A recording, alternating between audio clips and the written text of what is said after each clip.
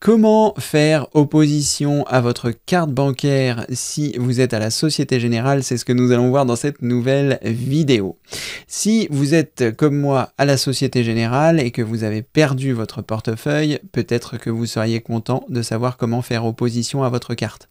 Alors, la première chose que vous allez pouvoir faire, évidemment, c'est de vous connecter sur votre espace client. C'est ce que je vais faire et on se retrouve tout de suite après. Voilà, une fois que vous arrivez dans votre espace client, vous allez pouvoir vous rendre dans « Mes cartes » qui se trouvent en haut. À partir de là, vous allez avoir plusieurs options avec votre carte bancaire. Une qui va être intéressante, qui va s'appeler « Verrouiller ». Et le verrouillage de votre carte va vous permettre de verrouiller celle-ci si toutefois vous avez perdu votre portefeuille, mais que vous pensez pouvoir le retrouver rapidement. Si vous pensez l'avoir perdu dans une voiture ou si vous pensez l'avoir perdu chez vous, et bien dans ce cas-là, vous pouvez verrouiller votre carte pour ne pas qu'elle soit utilisée si vraiment quelqu'un l'a retrouvée.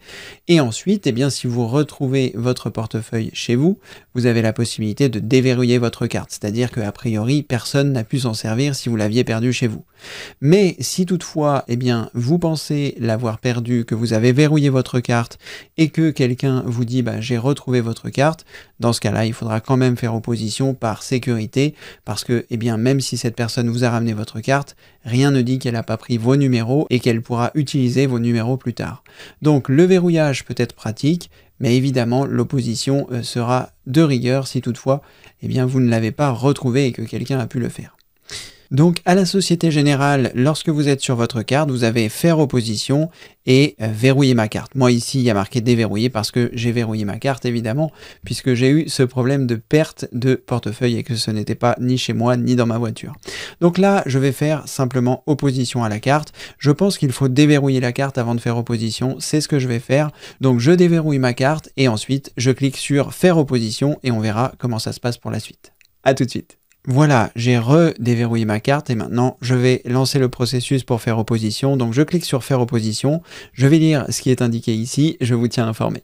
Donc voilà, ce qui est indiqué ici, l'opposition doit se faire dans les meilleurs délais en cas de perte, de vol ou d'utilisation frauduleuse de votre carte bancaire.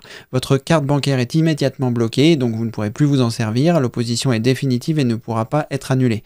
Donc ça va être un peu problématique pour beaucoup de cas, je vais quand même me dépêcher de faire opposition. Et votre carte est automatiquement remplacée, donc ça c'est vraiment bien, le remplacement de la carte va être généré automatiquement en ce qui me concerne et en théorie je l'aurai sous 5 jours.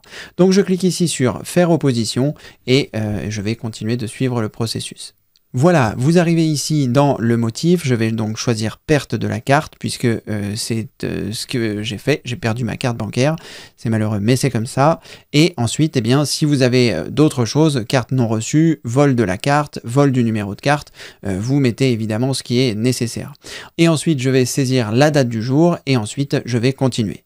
Souhaitez-vous changer votre code secret? Je vais mettre non puisque je n'ai pas perdu, etc. Donc ça me permettra de garder même le même code, ce qui est très bien.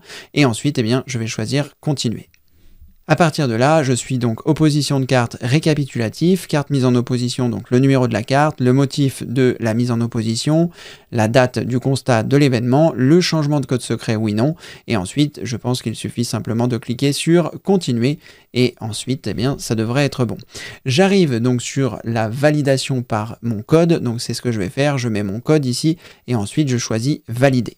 Voilà, l'opposition de la carte est faite, votre demande de mise en opposition a bien été enregistrée, j'ai une référence qui est donnée ici, je vous conseille de faire une capture d'écran pour la garder des fois que vous en ayez besoin, et ensuite il y est indiqué « Votre carte est désormais bloquée, si votre carte est retrouvée, elle ne pourra plus être utilisée ». Donc faites évidemment attention à ça si on vous la retrouve de ne pas l'utiliser. Ensuite, l'expédition de votre nouvelle carte à votre domicile se fera sous 5 jours ouvrés, donc en fonction du jour que vous êtes, vous retrouverez votre carte 5 jours ouvrés, donc je pense que ça n'inclut pas les samedis et les dimanches, donc si nous sommes mardi, ce sera 5 jours plus tard, mercredi, jeudi, vendredi, lundi et mardi. Je pense que donc vous recevrez votre carte 5 jours plus tard. Voilà, et puis eh bien, maintenant que c'est fait, il ne reste plus qu'à attendre la nouvelle carte.